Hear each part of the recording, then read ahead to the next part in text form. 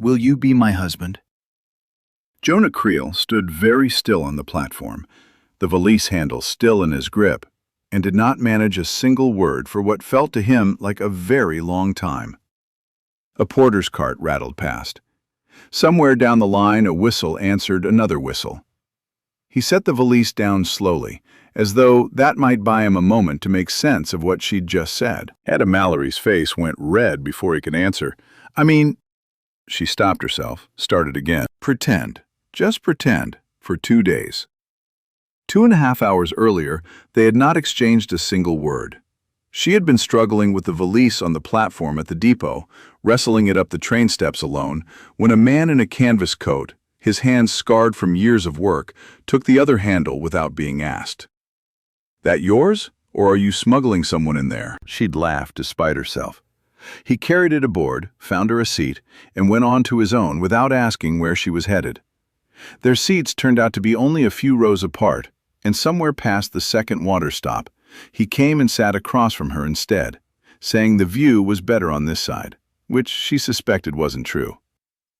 They talked for most of the ride, about the town sliding past the window, about the railroad work that had taken him from Oregon to a dozen towns he could no longer keep straight, and about a line he was laying track for near Santa Rosa. He made jokes out of ordinary sentences, the kind of humor that filled silence rather than earned laughter, though it earned laughter anyway. She watched him give up the better seat to a woman traveling alone with a fussing infant, and refused the thanks that followed. By the time the conductor called her stop, Etta knew he was unmarried, between 2 railroad contracts. Grown up not far from where she was headed, though he hadn't been back in years, both his parents were gone. She looked at the road toward home through the window, her glove tightening around the valise handle, and didn't move to gather her things. The conductor called her stop a second time before she looked back at Jonah. That was when she asked him to be her husband. Now, on the platform, she explained the rest, fast, before she could lose her nerve. He would come to her family's home as her husband, stay 2 days. Then they would stage a quarrel bad enough that he could leave angry and never have to come back. $20, once he'd gone. Jonah said no. He didn't lecture her, didn't ask why, just the one word, and he meant it. They walked to the wagons in silence and said their goodbyes there. "I'm sorry I asked," Etta said. "I'm still glad you did." A pause. "I'm still saying no." She managed a small laugh and turned toward the road. Jonah went the other way, got perhaps 30 yards before he stopped. She was still hauling the valise alone. He turned around, caught up, and took it out of her hand a second time. "What are you doing?" "You said 2 days." She stared at him. "You told me no." "I did." He didn't let go of the strap. "I'm telling you yes, on one condition." She waited. "You tell me why." Etta was quiet a moment too long. "Not here," she said finally. "Then when?" "Before we reach the gate, I promise." Jonah studied her face, then nodded once and reached for the handle, as if that settled it. The road climbed out of town and into vineyard country, rows of vines running gold and green up the hillsides in every direction, and for a while neither of them said much beyond what they'd need to keep straight later. They had met in San Francisco, married quietly only a few months back. He worked the railroad, laying track and shoring bridges, and would need to return to the line soon. That part, at least, was true. "Don't invent more than we need," Jonah said. "Every detail's one more thing to remember exactly the same way twice." She nodded, but her hand stayed folded too tightly in her lap for someone just going over a story. Where the road narrowed toward a stand of oaks, still a half-mile short of the gate, Etta asked the driver to stop. "I said I'd tell you before we got there." She climbed down without waiting for him to help her. "This is where I tell you." They walked the rest of the way. Jonah carried the valise. Neither of them suggested otherwise. She told it plainly and quickly, the way people tell things they've rehearsed so many times alone that saying them aloud feels almost easier than not. A man in San Francisco, a promise, a child coming that wouldn't have his name on it, because he'd made sure of that before she'd even had the chance to tell her family he existed.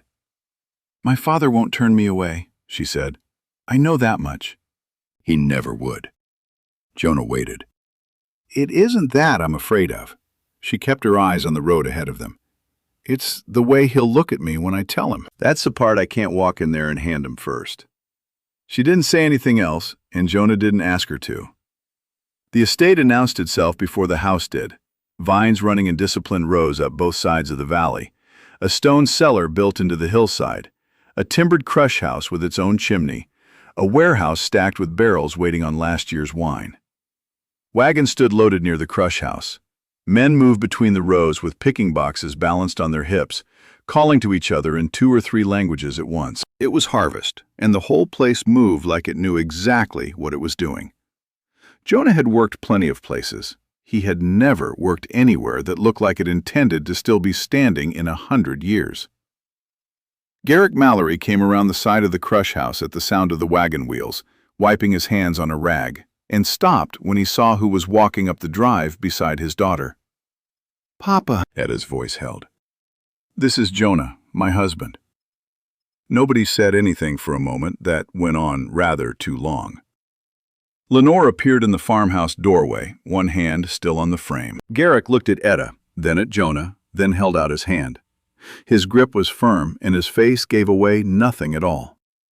"Then I expect you got some explaining to do before supper." Supper was long enough to ask everything a family asks when a daughter arrives home already married. Where had the wedding been? Why hadn't she written first? What did Jonah do for a living? And where did he mean to do it? Etta and Jonah answered in the order they'd agreed on, mostly. Twice their details didn't quite match. The month, a street name, small enough to explain away with a laugh, though Lenore's eyes moved between them a beat longer than either noticed. Garrick asked the fewest questions and watched the most. The room they were given had 1 bed. Etta hadn't thought to warn him. Jonah didn't say anything about it either, just set down the valise and looked at the room the way a man sizes up a job. When the door was shut, he took the blanket and 1 pillow and laid them on the floor along the far wall. "You don't have to do that. Somebody's paying for this room." He folded his coat under his head. "I'm fairly sure it isn't me." She lay awake longer than she meant to. A stranger was sleeping 4 feet away on her family's floor, and the house was quiet in the particular way houses go quiet only once. On the first night, something in them has changed. She looked down at him once before she let herself sleep. He'd taken the side of the floor farthest from the bed. His boots sat lined up beside the blanket. His hands, even loose in sleep, were marked at the knuckles the way a carpenter's hands get marked, and stayed marked. It wasn't anything yet. Only this, that a man she'd hired for 2 days seemed determined not to take a single inch more than she'd offered him. Jonah woke with the habit of a man who'd spent 10 years rising before whistle calls. Etta was still asleep, 1 arm thrown over her eyes, and looked like someone who hadn't slept properly in longer than 1 restless night on a strange floor would explain. He left her to it and went down alone. Lenore was already in the kitchen. "Where's Etta?" "She was tired. I thought I'd let her sleep." It was a small thing to say. Lenore filed it away without comment. So did Garrick, who said nothing at all, only poured a second cup of coffee and nodded toward the porch. They sat outside together, and Garrick asked his questions plainly, the way a man asks questions he already half expects not to like the answers to. Family. Where Jonah was raised. What he did for wages and how steady it was. Whether he had land, savings, a place he called his. Jonah answered straight through all of it. Parents dead, no brothers or sisters, no house, no acreage. The railroad paid him to go wherever there was track that needed laying or bridges that needed shoring. And when the work moved, so did he. Garrick's face didn't change, but something behind it settled into a shape Jonah recognized from other fathers, other porches, though never one quite this deliberate about it. "She's my only child," Garrick said finally. "One day, all of this is hers. I don't need the man beside her to own a foot of it." He set his cup down. "But if you mean to be beside her, you'd better understand what she's going to be carrying." He stood. "Come on, then." Jonah had planned to survive the day quietly and be gone by dark. Instead, he found himself handed a picking knife. Bram Dorsey, the foreman, sized him up in about 4 seconds and didn't bother being gentle about the verdict. Cut here, not there. Don't tear the cane. Sort the rotten fruit before it goes in the box, not after. Jonah got it wrong 3 times running, and the men working nearby laughed, not unkindly, and he laughed with them and asked again, and got it right the 4th time. By noon his sleeves were stained purple to the elbow, and his back had opinions about the work it hadn't been asked to do in years. Etta found him there. She'd woken late, come down to an empty house, and followed the sound of the yard out to the rows. What she found was a man who knew nothing about grapes being corrected on every single motion by a foreman 20 years his senior, and taking every correction without a trace of wounded pride, laughing at his own mistakes, helping the man beside him haul a crate that wasn't his to haul. He looked up, saw her standing at the end of the row. Neither of them said anything. They just smiled, at the same moment, before either seemed to decide to.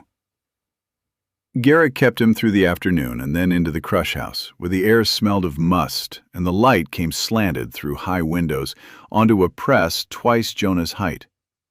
Matteo Vieri, running the fermenting room, put him to work moving crates and didn't explain much beyond what his hands needed to know. Nobody explained the whole operation to him. It simply went on running, the way a place runs when it's been running for 30 years, and let him find his footing inside it. That night, on the floor, Jonah said into the dark, "We were supposed to have a terrible marriage today." Etta laughed, quiet enough not to carry through the wall. Neither of them had found 5 minutes to stage anything. "Tomorrow," she said. "Tomorrow," he agreed. Day 2, they had their chance. After the noon meal, with the family close enough to hear and no excuse left to delay, all it would have taken was for one of them to start it. Jonah had just spent the morning laughing with 2 men over a cracked axle. Etta looked at him across the yard and didn't open her mouth. Neither did he. That night, nobody said why, just, "Tomorrow? Tomorrow." By day 3, Garrick didn't have to wake him. Jonah went out to the rows on his own, and when Bram tossed him a knife without looking, he caught it without looking either, and got to work. That night, nobody said tomorrow at all. The arrangement began quietly dropping out of conversation. The way a debt nobody mentions eventually stops feeling like a debt. Bram pulled Jonah into the noon shade with the rest of the crew, and Matteo, who ran the fermenting room, needled him without mercy about not knowing a Zinfandel vine from a fence post. Jonah gave as good as he got. The men laughed. Etta sat a little apart, watching a man who'd known no one here a week ago, now getting ribbed like he'd always belonged to it. He earned his keep in other ways. A cracked picking rack, a loose wagon side, a platform board that gave underfoot near the press. Small jobs, but the kind he actually knew how to do, and he did them without fuss and without pretending to know the vineyard work he clearly didn't. Garrick watched him fix the platform board one afternoon and said nothing, which from Garrick had started to mean something. Helping the Teo shift crates near the boiler one afternoon, Jonah noticed the flue casing had warped where it met the timber overhead, a hairline gap he could have closed in an hour with the right tools. He mentioned it. Matteo said they'd see to it once the crush was finished. There wasn't time before, and it had held this long already. Once, a worker handed Etta a crate heavier than she should carry, and Jonah started toward her before she waved him off. She could manage. He let it go. A few minutes later, without a word, the heaviest crate on her row had somehow become his to carry instead of hers. She noticed. She didn't say anything either. One evening on the floor, in the dark, she asked him when he'd last stayed anywhere longer than a year. He had to think about it and still wasn't sure. He asked her, in turn, if she'd ever really wanted to leave this place. She said she'd thought so, once. She wasn't certain anymore. Lenore noticed things too, in her own quiet way. In the first days, Jonah hadn't known how Etta took her coffee. They'd been too careful with each other, too polite. The way people are when they're being careful not to touch by accident. Etta had flinched, once, the first time Jonah's hand found the small of her back going down the porch steps in front of the whole family. By the end of the week, none of that was true anymore. He knew she didn't want coffee near her in the mornings when the must smell was thick in the crush house. He handed her the right cup without looking. His hand found her back on the steps, and she leaned into it instead of away. Lenore had begun the visit half certain something about her daughter's marriage didn't add up. She was no longer certain what didn't add up about it. The sickness came on gradually enough that Etta had explained away the first few mornings as nothing, tiredness, the change of air, too much sun. But the smell of coffee turned her stomach outright by the second week, and when Lenore caught her white face near the crush house one morning, she didn't ask what she suspected. She simply waited until Etta told her. Etta told her. She didn't say whose it was. She didn't have to. Lenore's face did everything a face does when it decides to be happy about something before it's finished deciding anything else. And she pulled her daughter into her arms before either of them said another word. Garrick took the news the way a man takes news he has been quietly hoping for without admitting it. His first grandchild. From that evening on, something in how he looked at Jonah shifted again, not because of the pregnancy alone, but because in Garrick's mind, the man beside his daughter was no longer only a husband. He was raising the next Mallory. Jonah understood what had happened the moment Bram clapped him on the shoulder and said something about congratulations. He looked across the yard at Etta. She already knew, from his face, that he knew. There was no time to explain anything. He smiled, because people were watching him smile, and the smile didn't reach anywhere past his mouth. That night Garrick kept him back after supper with a glass of wine neither of them needed. He didn't talk business. He talked about Etta as a girl, how he'd worried once that he and Lenore had spoiled her past saving, how he'd built this place knowing full well he wouldn't always be here to run it. "I wasn't sure of you at first," Garrick said. "I'll admit that plainly." He turned the glass in his hand. "I'm glad she won't have to carry all of this alone." He didn't say anything about sons. He didn't need to. That night it was Jonah who lay awake on the floor, staring at the ceiling, while Etta slept soundly for what he suspected was the first full night's rest she'd had since before the train. Garrick's words sat in his chest like a weight he hadn't agreed to carry. This wasn't a two-day favor anymore. A man who had never once been wrong about a hired hand's character had just told him, plainly, that he trusted him with his daughter's whole life. The worst part wasn't the guilt. The worst part was that he no longer wanted to leave. For the next few days, Jonah joked less, worked harder, went quiet in a way that wasn't like him. Garrick put it down to fatigue. The workers noticed too, in the way men notice a friend carrying something they haven't said out loud. Etta noticed first, and worst. One night, in the dark, he finally said it. 2 days, Etta. That was what you hired me for. $20, once I'd gone. It's been nearly 3 weeks. I know how long it's been. Then we tell them. All of it. She thought she understood what would happen if she let this go on. Let him stay. Let herself want him to stay. He'd be signing on for a child that wasn't his. A life he'd known for 3 weeks. A decision he'd only make because he was too decent to walk away from a woman who needed him to. She'd offered to pay him once already. She wasn't going to spend his kindness a second time. "Give me a week," she said finally, "to finish the harvest, to find the words for my father." Jonah heard it as an ending. 1 more week, and then she'd let him go, the way she'd always meant to. Etta meant it as the opposite. She only knew she wasn't ready. Neither of them said which they meant. Neither asked. Lenore had come up with warm milk, the way she had most nights since learning about the child, and stopped outside their door with her hand raised to knock. She heard enough before she lowered it again. 2 days, $20, 3 weeks, tell them the truth. Enough to understand that whatever her daughter had brought home, it wasn't a marriage at all. She set the cup down on the hall table, untouched, and went back downstairs to find her husband. Garrick called them down within minutes of Lenore finding him in the kitchen. He already knew the shape of it by then. A marriage that wasn't one. Money offered and never taken. 3 weeks of it under his roof. What he didn't know yet, he meant to hear from them directly. He didn't raise his voice, That was worse. He asked his questions one at a time and waited for each answer before moving to the next. "Are you married?" "No," Etta said. "Is the child his?" "No." "How long have you known each other?" She couldn't answer that one. Jonah did. "Since the train ride here." The money didn't need explaining twice. Etta went to the valise anyway, still packed in the corner of the room, and pulled out an envelope that had never been opened. $20, exactly where she'd put it the first day. Neither of them had touched it since, or needed to. It didn't undo anything. Garrick looked at it a long moment anyway. Jonah didn't let Etta carry any of it alone. She asked. I said yes. I could have said no at any point since, and I didn't. Garrick turned to his daughter. "You thought I wouldn't let you come home?" "No." A pause. "I knew you'd let me in." She didn't look at him. "That wasn't what I was afraid of." She didn't say anything more, and Garrick didn't ask her to. He didn't need the rest explained.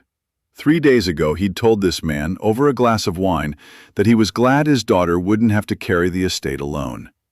He'd been happy about a grandchild that belonged, in his mind, to a marriage that had never existed. He looked at Jonah for a long moment. "Get out." Jonah didn't argue. He packed what little he had while Etta stood in the doorway with everything to say and no order to say it in.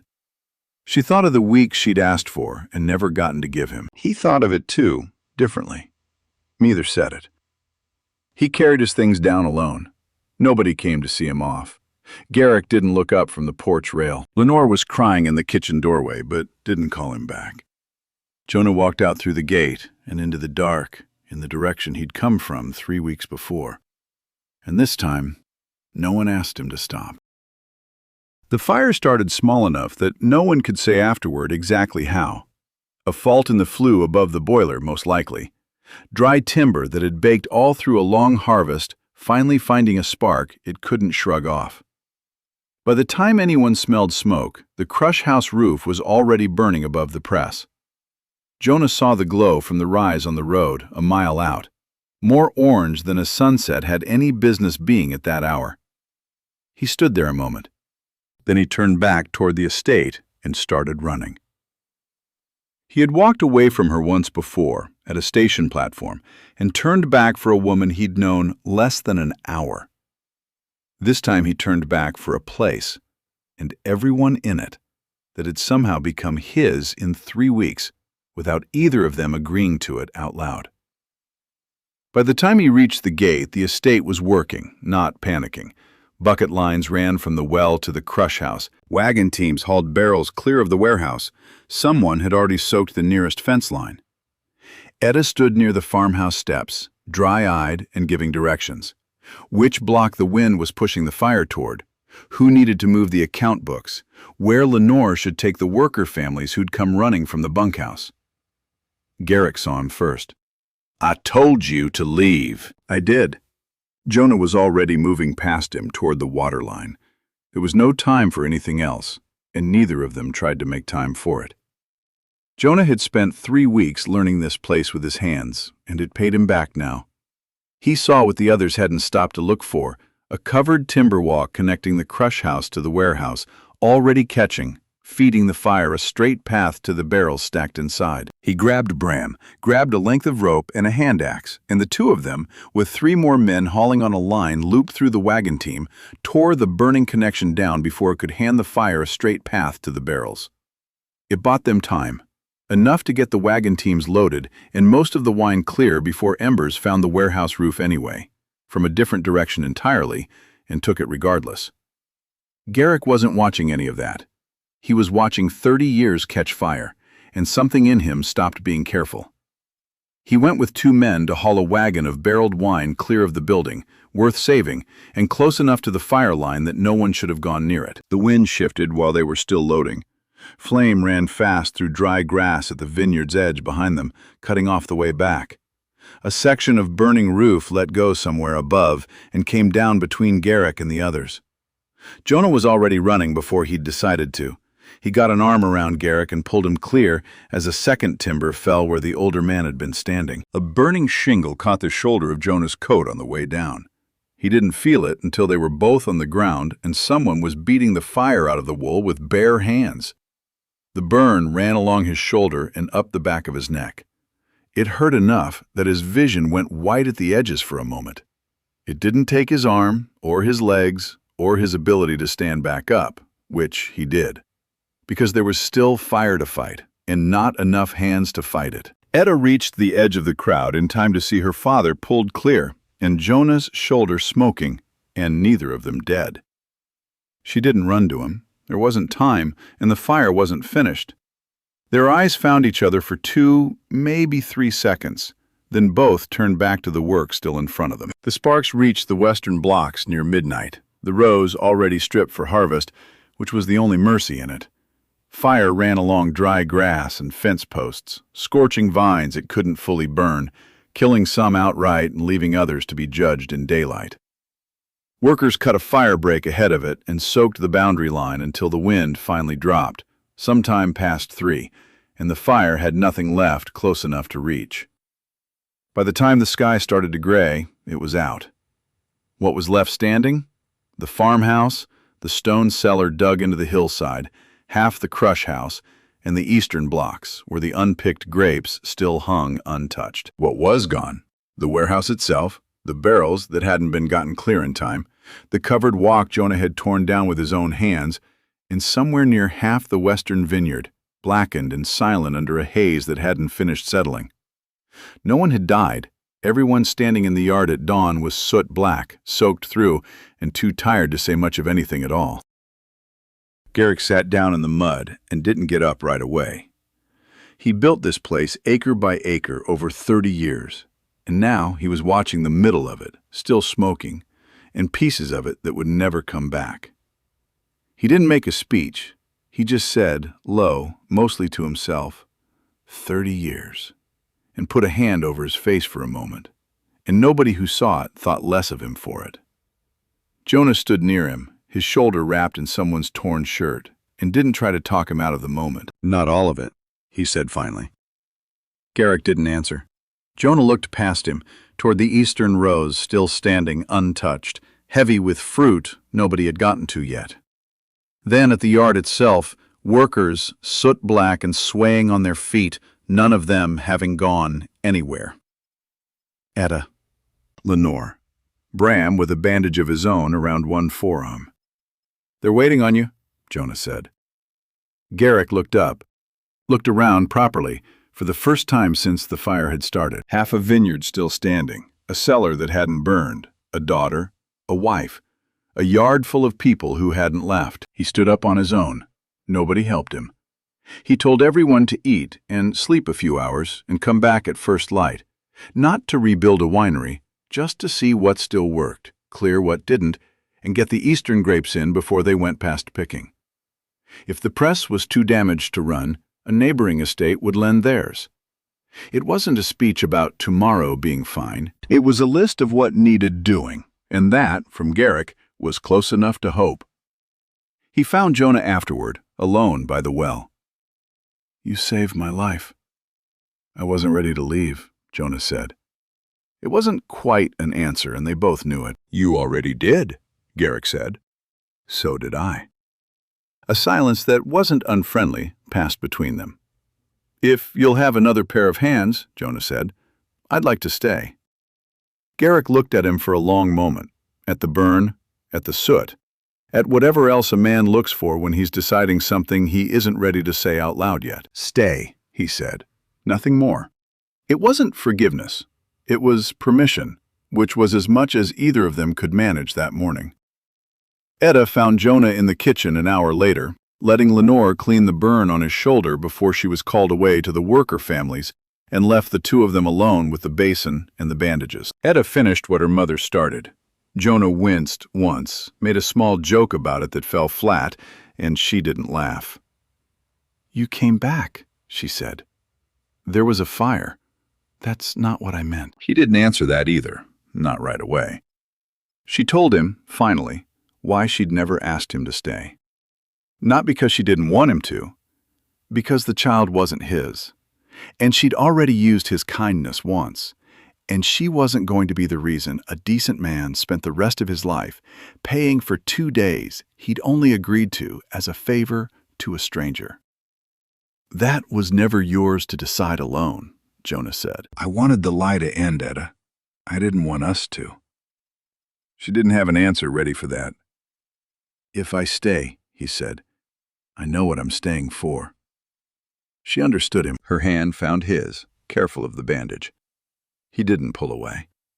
Neither of them said anything else for a while, and when he kissed her, it wasn't anything like the performance either of them had planned for on a train 3 weeks before. The days after the fire had a rhythm that hadn't existed in Jonah's life before, and he noticed it the same way he noticed most things now, a beat behind, then fully. He braced what timber could still be braced, salvaged the lumber worth keeping, and helped raise a temporary roof over the section of the crush house still fit to work under. Workers scrubbed ash off equipment and mended what could be mended. Etta spent her mornings over account books with her father, learning the numbers behind a business she'd always known only from the outside. The eastern grapes still had to come in before they turned. Bram tossed Jonah a knife without a word of instruction this time, and Jonah caught it and got to work like a man who'd done it every season of his life instead of one. Etta looked up from her row once. He looked up at the same moment. They smiled. The same motion as 3 weeks before, except now there was nothing underneath it to hide. Garrick watched all of it. Not the fire, not the rescue, those were done. What he watched was a man getting up early with no one requiring it of him, working a full day without being asked twice, never once mentioning what he'd pulled his employer out of. That was the part that finally settled something in Garrick, more than any single act of courage could have. One evening, working side by side on a scorched wall, Garrick asked about the railroad job. "Still there," Jonah said. "I sent word I wasn't taking it." "And what do you mean to do here?" Jonah didn't ask for land, didn't ask for a share of anything. "Rebuild what's standing, then find out." Garrick nodded once, the way he did when a fence line finally sat right. "Tomorrow we'll look at the north wall together." A pause. It wasn't an apology. From Garrick, it didn't need to be. The harvest supper, when the last of the eastern grapes were finally in, was a plain affair. Long tables in the yard, workers and their families, Bram and Mateo, the whole household. Everyone was tired. Everyone had lost something. Nobody pretended otherwise. Garrick kept his few words short. Buildings could be rebuilt. Vines could be replanted. What had kept the place standing wasn't wood or wire, it was the people sitting at these tables. And he wasn't going to waste breath making that sound like more than it was. Then his tone shifted, and something like a smile came into it. "Before anyone calls this man my son-in-law again," he said, looking between Etta and Jonah, "I'd like to know whether either of you intends to ask properly." The table laughed. Etta went red. Jonah stood, unhurried, and turned to her in front of the whole yard. "Etta Mallory, would you like to try this again? Without the $20? She laughed despite herself, and then she wasn't laughing anymore. "Yes." The yard cheered. Lenore cried openly. Garrick set a hand on the shoulder that hadn't been burned. Weeks later, the crush house had a new roof. Half the western vines had been marked for replanting in spring, and the rest were showing green enough to keep. Jonah hadn't become the owner of anything. He worked the rebuild with his hands and kept learning the vineyard with the rest of his time.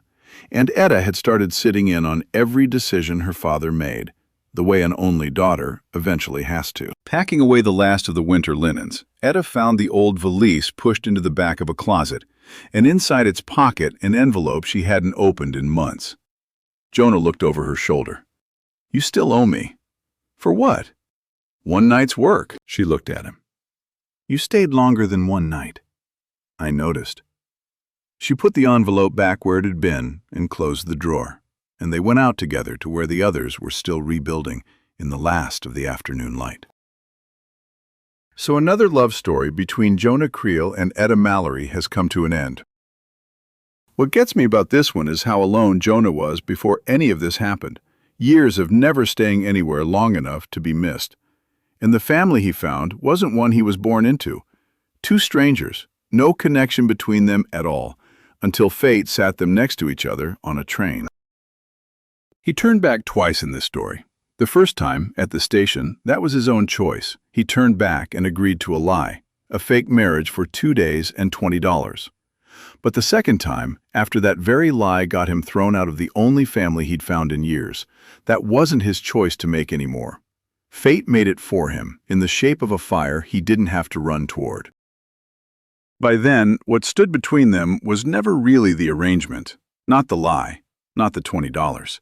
It had quietly become something else along the way, genuine and real, without either of them deciding when. If this story stayed with you, let us know what you thought in the comments. A rating helps more than you'd think, and if you'd like more stories like this one, hit subscribe. There's a lot more waiting for you here at Wild West Life.